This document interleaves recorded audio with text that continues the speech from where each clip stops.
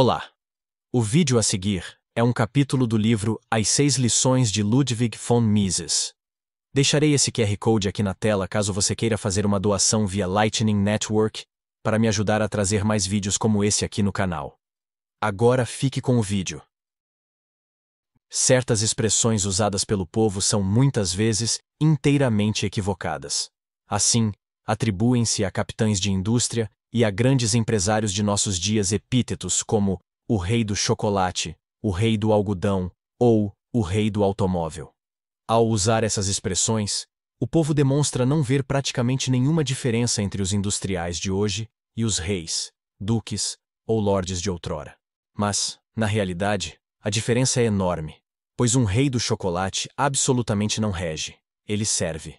Não reina sobre um território conquistado, independente do mercado, independente de seus compradores. O rei do chocolate, ou do aço, ou do automóvel, ou qualquer outro rei da indústria contemporânea, depende da indústria que administra e dos clientes a quem presta serviços. Esse rei precisa se conservar nas boas graças dos seus súditos, os consumidores.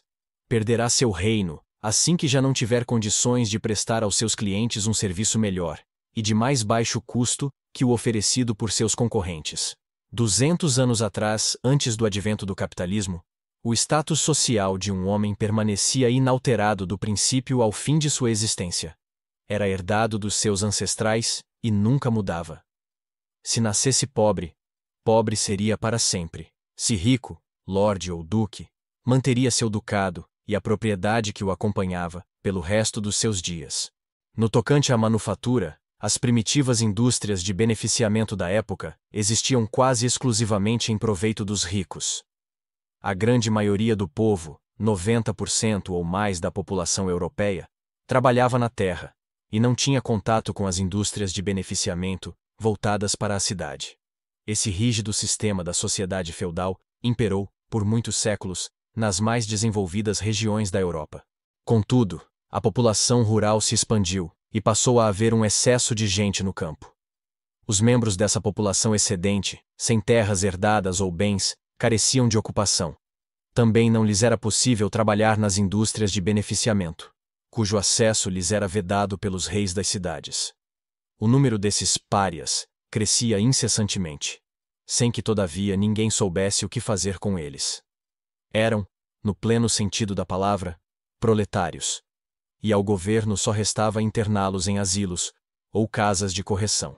Em algumas regiões da Europa, sobretudo nos Países Baixos e na Inglaterra, essa população tornou-se tão numerosa que no século XVIII constituía uma verdadeira ameaça à preservação do sistema social vigente.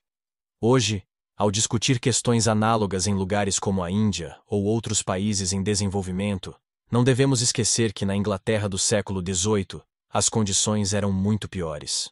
Naquele tempo, a Inglaterra tinha uma população de 6 ou 7 milhões de habitantes, dos quais mais de 1 milhão, provavelmente 2, não passavam de indigentes a quem o sistema social em vigor nada proporcionava. As medidas a tomar com relação a esses deserdados constituíam um dos maiores problemas da Inglaterra. Outro sério problema era a falta de matérias-primas. Os ingleses eram obrigados a enfrentar a seguinte questão: que faremos, no futuro, quando nossas florestas já não nos derem a madeira de que necessitamos para nossas indústrias e para aquecer nossas casas?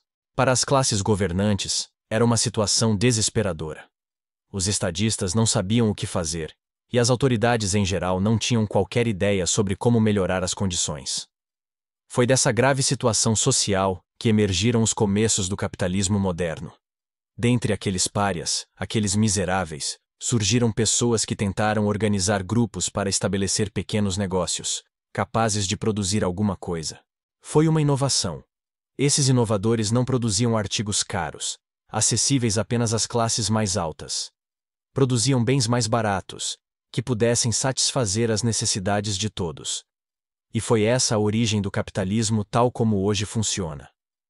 Foi o começo da produção em massa, princípio básico da indústria capitalista.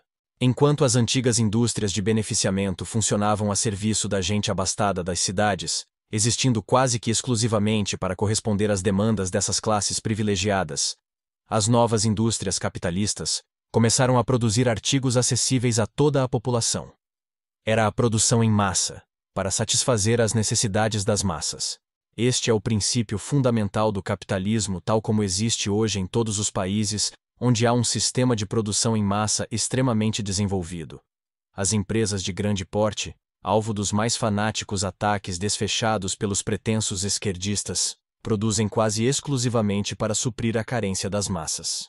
As empresas dedicadas à fabricação de artigos de luxo, para uso apenas dos abastados, jamais têm condições de alcançar a magnitude das grandes empresas. E, hoje, os empregados das grandes fábricas são, eles próprios, os maiores consumidores dos produtos que nelas se fabricam.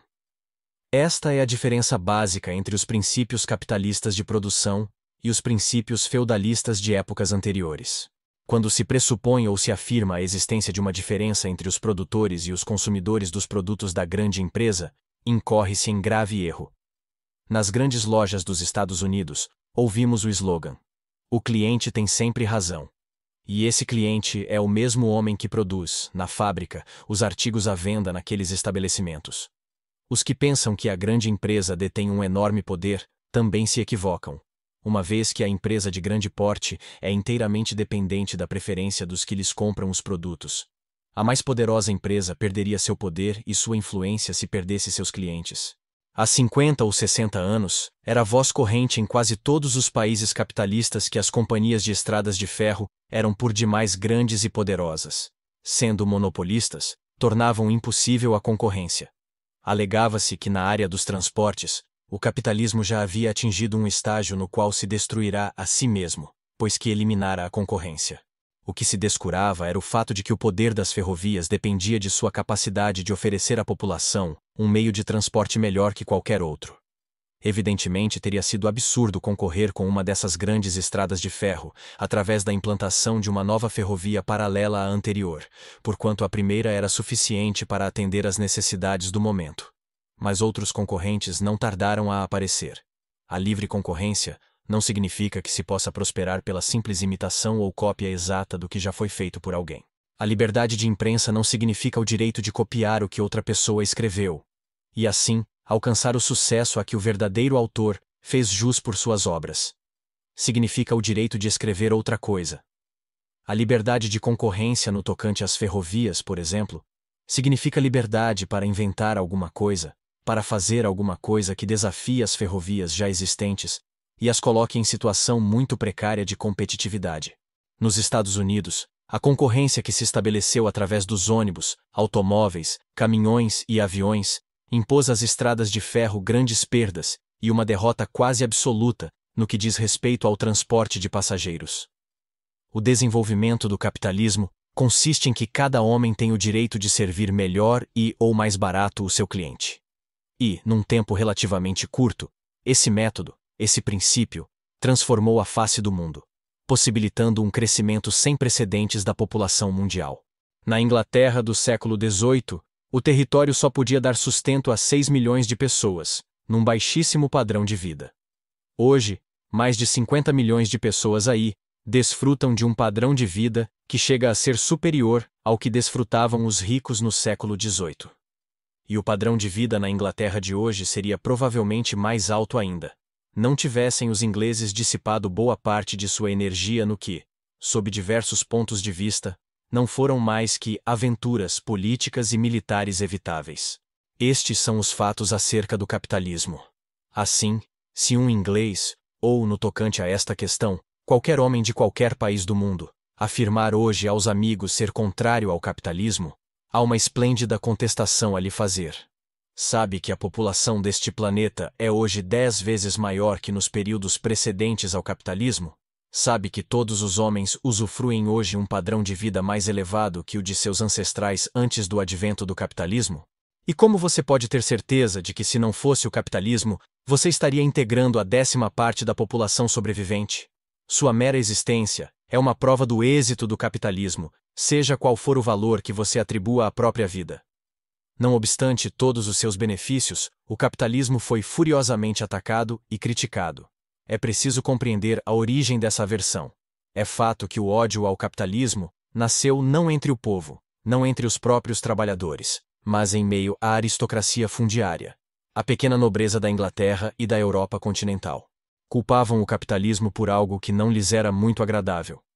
No início do século XIX, os salários mais altos pagos pelas indústrias aos seus trabalhadores forçaram a aristocracia agrária a pagar salários igualmente altos aos seus trabalhadores agrícolas. A aristocracia atacava a indústria, criticando o padrão de vida das massas trabalhadoras. Obviamente, do nosso ponto de vista, o padrão de vida dos trabalhadores era extremamente baixo. Mas, se as condições de vida nos primórdios do capitalismo eram absolutamente escandalosas, não era porque as recém-criadas indústrias capitalistas estivessem prejudicando os trabalhadores. As pessoas contratadas pelas fábricas já subsistiam antes em condições praticamente sub-humanas. A velha história, repetida centenas de vezes, de que as fábricas empregavam mulheres e crianças que, antes de trabalharem nessas fábricas, viviam em condições satisfatórias, é um dos maiores embustes da história. As mães que trabalhavam nas fábricas não tinham o que cozinhar. Não abandonavam seus lares e suas cozinhas para se dirigir às fábricas. Corriam a elas porque não tinham cozinhas, e ainda que as tivessem, não tinham comida para nelas cozinharem. E as crianças não provinham de um ambiente confortável. Estavam famintas. Estavam morrendo. E todo o tão falado e indescritível horror do capitalismo primitivo pode ser refutado por uma única estatística. Precisamente nesses anos de expansão do capitalismo na Inglaterra, no chamado período da Revolução Industrial Inglesa, entre 1760 e 1830, a população do país dobrou, o que significa que centenas de milhares de crianças, que em outros tempos teriam morrido, sobreviveram e cresceram, tornando-se homens e mulheres. Não há dúvida de que as condições gerais de vida em épocas anteriores eram muito insatisfatórias. Foi o comércio capitalista que as melhorou. Foram justamente aquelas primeiras fábricas que passaram a suprir, direta ou indiretamente, as necessidades de seus trabalhadores através da exportação de manufaturados e da importação de alimentos e matérias-primas de outros países. Mais uma vez, os primeiros historiadores do capitalismo falsearam. É difícil usar uma palavra mais branda, a história. Há uma anedota, provavelmente inventada, que se costuma contar a respeito de Benjamin Franklin. Em visita a um cotonifício na Inglaterra, Ben Franklin ouviu do proprietário cheio de orgulho: "Veja, temos aqui tecidos de algodão para a Hungria." Olhando à sua volta e constatando que os trabalhadores estavam em andrajos, Franklin perguntou: "E por que não produz também para os seus empregados?" Mas as exportações de que falava o dono do cotonifício realmente significavam que ele de fato produzia para os próprios empregados, visto que a Inglaterra tinha de importar toda a sua matéria-prima. Não possuía nenhum algodão, como também ocorria com a Europa continental. A Inglaterra atravessava uma fase de escassez de alimentos. Era necessária sua importação da Polônia, da Rússia, da Hungria. Assim, as exportações, como as de tecidos, se constituíam no pagamento de importações de alimentos necessários à sobrevivência da população inglesa. Muitos exemplos da história dessa época revelarão a atitude da pequena nobreza e da aristocracia, com relação aos trabalhadores. Quero citar apenas dois. Um é o famoso sistema inglês, do Seed and Land. Por tal sistema, o governo inglês pagava a todos os trabalhadores que não chegavam a receber um salário mínimo, oficialmente fixado, a diferença entre o que recebiam e esse mínimo. Isso poupava à aristocracia fundiária o dissabor de pagar salários mais altos. A pequena nobreza continuaria pagando o tradicionalmente baixo salário agrícola, suplementado pelo governo. Evitava-se, assim, que os trabalhadores abandonassem as atividades rurais em busca de emprego nas fábricas urbanas. 80 anos depois, após a expansão do capitalismo da Inglaterra para a Europa continental, mais uma vez verificou-se a reação da aristocracia rural contra o novo sistema de produção. Na Alemanha, os aristocratas prussianos, tendo perdido muitos trabalhadores para as indústrias capitalistas, que ofereciam melhor remuneração, cunharam uma expressão especial para designar o problema: fuga do campo. Discutiu-se então no parlamento alemão que tipo de medida se poderia tomar contra aquele mal. E tratava-se indiscutivelmente de um mal, do ponto de vista da aristocracia rural. O príncipe Bismarck, o famoso chanceler do Reich alemão, disse um dia num discurso: "Encontrei em Berlim um homem que havia trabalhado em minhas terras. Perguntei-lhe: por que deixou minhas terras? Por que deixou o campo? Por que vive agora em Berlim? E segundo Bismarck, o homem respondeu: na aldeia não se tem, como aqui em Berlim, um Biergarten tão lindo, onde nos podemos sentar, tomar cerveja e ouvir música. Esta é, sem dúvida, uma história contada do ponto de vista do príncipe Bismarck, o empregador. Não seria o ponto de vista de todos os seus empregados. Estes acorriam à indústria, porque ela lhes pagava salários mais altos e elevava seu padrão de vida a níveis sem precedentes. Hoje, nos países capitalistas, há relativamente pouca diferença entre a vida básica das chamadas classes mais altas e a das mais baixas. Ambas têm alimento, roupas e abrigo. Mas no século XVIII, e nos que o precederam, o que distinguia o homem da classe média da classe baixa era o fato de o primeiro ter sapatos, e o segundo, não. Hoje, nos Estados Unidos, a diferença entre um rico e um pobre reduz-se muitas vezes à diferença entre um Cadillac e um Chevrolet. O Chevrolet pode ser de segunda mão, mas presta a seu dono basicamente os mesmos serviços que o Cadillac poderia prestar, uma vez que também está apto a se deslocar de um local a outro. Mais de 50% da população dos Estados Unidos vivem em casas e apartamentos próprios. As investidas contra o capitalismo, especialmente no que se refere aos padrões salariais mais altos, tiveram por origem a falsa suposição de que os salários são, em última análise, pagos por pessoas diferentes daquelas que trabalham nas fábricas. Certamente, nada impede que economistas e estudantes de teorias econômicas tracem uma distinção entre trabalhador e consumidor. Mas o fato é que todo consumidor tem de ganhar, de uma maneira ou de outra, o dinheiro que gasta, e a imensa maioria dos consumidores é constituída precisamente por aquelas mesmas pessoas que trabalham como empregados nas empresas produtoras dos bens que consomem.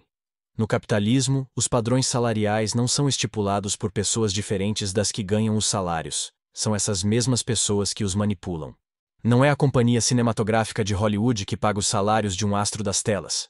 Quem os paga é o público que compra ingresso nas bilheterias dos cinemas. E não é o empresário de uma luta de boxe que cobre as enormes exigências de lutadores laureados, mas sim a plateia, que compra entradas para a luta. A partir da distinção entre empregado e empregador, traça-se, no plano da teoria econômica, uma distinção que não existe na vida real. Nesta, empregador e empregado são, em última análise, uma só e a mesma pessoa. Em muitos países, há quem considere injusto que um homem obrigado a sustentar uma família numerosa receba o mesmo salário que outro, responsável apenas pela própria manutenção. No entanto, o problema é não questionar se é ao empresário ou não que cabe assumir a responsabilidade pelo tamanho da família de um trabalhador. A pergunta que deve ser feita neste caso é: você, como indivíduo, se disporia a pagar mais por alguma coisa, digamos, um pão, se for informado de que o homem que o fabricou tem 6 filhos? Uma pessoa honesta, por certo, responderia negativamente dizendo: em princípio sim, mas na prática tenderia a comprar o pão feito por um homem sem filho nenhum. O fato é que o empregador a quem os compradores não pagam o suficiente para que ele possa pagar seus empregados, se vê na impossibilidade de levar adiante seus negócios. O capitalismo foi assim batizado não por um simpatizante do sistema, mas por alguém que o tinha na conta do pior de todos os sistemas históricos, da mais grave calamidade que jamais se abatera sobre a humanidade. Esse homem foi Karl Marx. Não há razão, contudo, para rejeitar a designação proposta por Marx, uma vez que ela indica claramente a origem dos grandes progressos sociais ocasionados pelo capitalismo. Esses progressos são fruto da acumulação do capital. Baseiam-se no fato de que as pessoas, por via de regra, não consomem tudo o que produzem, e no fato de que elas poupam e investem parte desse montante. Reina um grande equívoco em torno desse problema. Ao longo destas 6 palestras, terei oportunidade de abordar os principais mal-entendidos em voga, relacionados com a acumulação do capital, com o uso do capital e com os benefícios universais auferidos a partir desse uso. Tratarei do capitalismo particularmente em minhas palestras dedicadas ao investimento externo e a esse problema extremamente crítico da política atual que é a inflação. Todos sabem, é claro, que a inflação não existe só neste país. Constitui hoje um problema em todas as partes do mundo.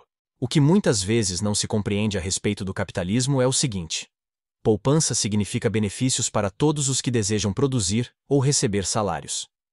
Quando alguém acumula certa quantidade de dinheiro, $1.000, digamos, e confia esses dólares, em vez de gastá-los, a uma empresa de poupança ou a uma companhia de seguros, transfere esse dinheiro para um empresário, um homem de negócios, o que vai permitir que esse empresário possa expandir suas atividades e investir num projeto que na véspera ainda era inviável, por falta do capital necessário. Que fará então o empresário com o capital recém-obtido? Certamente a primeira coisa que fará, o primeiro uso que dará a esse capital suplementar, será a contratação de trabalhadores e a compra de matérias-primas, o que promoverá, por sua vez, o surgimento de uma demanda adicional de trabalhadores e matérias-primas, bem como uma tendência à elevação dos salários e dos preços dessas matérias-primas. Muito antes que o poupador ou o empresário tenham obtido algum lucro em tudo isso, o trabalhador desempregado, o produtor de matérias-primas, o agricultor e o assalariado já estarão participando dos benefícios das poupanças adicionais. O que o empresário virá ou não a ganhar com o projeto depende das condições futuras do mercado e de seu talento para prevê-las corretamente. Mas os trabalhadores, assim como os produtores de matéria-prima, auferem as vantagens de imediato. Muito se falou, 30 ou 40 anos atrás, sobre a política salarial, como a denominavam, de Henry Ford. Uma das maiores façanhas do Sr. Ford consistia em pagar salários mais altos que os oferecidos pelas demais indústrias ou fábricas. Sua política salarial foi descrita como uma invenção. Não se pode, no entanto, dizer que essa nova política inventada seja simplesmente um fruto da liberalidade do Sr. Ford. Um novo ramo industrial, ou uma nova fábrica num ramo já existente, precisa atrair trabalhadores de outros empregos, de outras regiões do país e até de outros países. E não há outra maneira de fazê-lo senão através do pagamento de salários mais altos aos trabalhadores. Foi o que ocorreu nos primórdios do capitalismo, e é o que ocorre até hoje. Na Grã-Bretanha, quando os fabricantes começaram a produzir artigos de algodão, eles passaram a pagar aos seus trabalhadores mais do que estes ganhavam antes. É verdade que grande porcentagem desses novos trabalhadores jamais ganhara coisa alguma antes. Estavam então dispostos a aceitar qualquer quantia que lhes fosse oferecida. Mas, pouco tempo depois, com a crescente acumulação do capital e a implantação de um número cada vez maior de novas empresas, os salários se elevaram, e como consequência, houve aquele aumento sem precedentes da população inglesa, ao qual já me referi. A reiterada caracterização depreciativa do capitalismo como um sistema destinado a tornar os ricos mais ricos e os pobres mais pobres é equivocada do começo ao fim. A tese de Marx concernente ao advento do capitalismo baseou-se no pressuposto de que os trabalhadores estavam ficando mais pobres, de que o povo estava ficando mais miserável, o que finalmente redundaria na concentração de toda a riqueza de um país em umas poucas mãos, ou mesmo nas de um homem só. Como consequência, as massas trabalhadoras empobrecidas se rebelariam e expropriariam os bens dos opulentos proprietários. Segundo essa doutrina de Marx, é impossível, no sistema capitalista, qualquer oportunidade, qualquer possibilidade de melhoria das condições dos trabalhadores. Em 1865, falando perante a Associação Internacional dos Trabalhadores, na Inglaterra, Marx afirmou que a crença de que os sindicatos poderiam promover melhores condições para a população trabalhadora era absolutamente errônea. Sugeriu que os sindicatos adotassem uma nova meta revolucionária: a completa abolição do sistema de salários e a substituição do sistema de propriedade privada pelo socialismo, a posse dos meios de produção pelo governo. Se consideramos a história do mundo, e em especial a história da Inglaterra a partir de 1865, verificaremos que Marx estava errado sob todos os aspectos. Não há um só país capitalista em que as condições do povo não tenham melhorado de maneira inédita. Todos esses progressos ocorridos nos últimos 80 ou 90 anos produziram-se a despeito dos prognósticos de Karl Marx. Os socialistas de orientação marxista acreditavam que as condições dos trabalhadores jamais poderiam melhorar. Adotavam uma falsa teoria, a famosa Lei de Ferro dos Salários. Segundo esta lei, no capitalismo, os salários de um trabalhador não excederiam a soma que lhe fosse estritamente necessária para manter-se vivo a serviço da empresa. Os marxistas enunciaram sua teoria da seguinte forma: se os padrões salariais dos trabalhadores sobem, com a elevação dos salários a um nível superior ao necessário para a subsistência, eles terão mais filhos. Esses filhos, ao ingressarem na força de trabalho, engrossarão o número de trabalhadores até o ponto em que os padrões salariais cairão, rebaixando novamente os salários dos trabalhadores a um nível mínimo necessário para a subsistência. Àquele nível mínimo de sustento, apenas suficiente para impedir a extinção da população trabalhadora. Mas essa ideia de Marx e de muitos outros socialistas envolve um conceito de trabalhador idêntico ao adotado, justificadamente, pelos biólogos que estudam a vida dos animais, dos camundongos, por exemplo. Se colocarmos maior quantidade de alimento à disposição de organismos animais, ou de micróbios, maior número deles sobreviverá. Se a restringirmos, restringiremos o número dos sobreviventes. Mas com o homem é diferente. Mesmo o trabalhador, ainda que os marxistas não o admitam, tem carências humanas outras que as de alimento e de reprodução de sua espécie. Um aumento dos salários reais resulta não só num aumento da população. Resulta também, e antes de tudo, numa melhoria do padrão de vida média. É por isso que temos hoje, na Europa Ocidental e nos Estados Unidos, um padrão de vida superior ao das nações em desenvolvimento, as da África, por exemplo. Devemos compreender, contudo, que esse padrão de vida mais elevado fundamenta-se na disponibilidade de capital. Isso explica a diferença entre as condições reinantes nos Estados Unidos e as que encontramos na Índia. Neste país foram introduzidos, ao menos em certa medida, modernos métodos de combate a doenças contagiosas, cujo efeito foi um aumento inaudito da população. No entanto, como esse crescimento populacional não foi acompanhado de um aumento correspondente do montante de capital investido no país, o resultado foi um agravamento da miséria. Quanto mais se eleva o capital investido por indivíduo, mais próspero se torna o país. Mas é preciso lembrar que nas políticas econômicas não ocorrem milagres. Todos leram artigos de jornal e discursos sobre o chamado milagre econômico alemão. A recuperação da Alemanha depois de sua derrota e destruição na Segunda Guerra Mundial. Mas não houve milagre. Houve tão somente a aplicação dos princípios da economia do livre mercado, dos métodos do capitalismo, embora essa aplicação não tenha sido completa em todos os pontos. Todo país pode experimentar o mesmo milagre de recuperação econômica, embora eu deva insistir em que esta não é fruto de milagre. É fruto da adoção de políticas econômicas sólidas, pois que é delas que resulta. Bom, e esse foi o vídeo de hoje. Caso você queira ajudar o canal, mande uma doação através desse QR Code, via Lightning Network, para me ajudar a trazer mais vídeos como esse. Até o próximo vídeo.